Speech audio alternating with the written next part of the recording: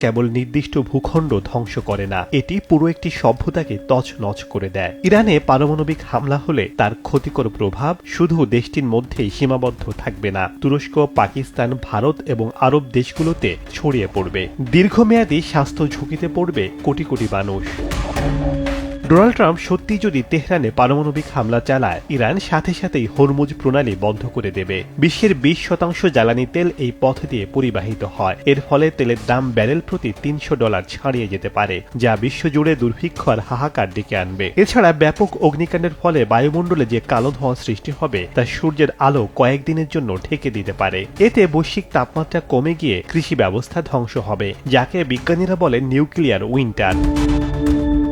Iran তাদের ফাত্তাহ-2 hypersonic missile দিয়ে মধ্যপ্রাচ্যের সমস্ত মার্কিন ঘাঁটি এবং ইসরায়েলের গুরুত্বপূর্ণ শহরগুলোতে হামলা চালাবে। এই মিসাইলগুলো বর্তমানে যে কোনো প্রতিরক্ষা ব্যবস্থা ভেদ করতে সক্ষম। লেবাননের হিজবুল্লাহ, ইয়েমেনের হুথি এবং ইরাকের মিলিশিয়ারা একযোগে ইসরায়েল ও মার্কিন লক্ষ্যবস্তুতে হাজার হাজার ড্রোন ও রকেট বর্ষণ করবে।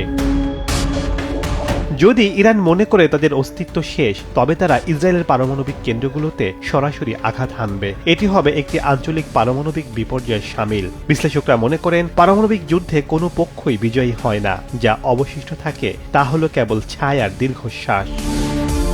শেখ সাদি মারজান, সময় সংবাদ।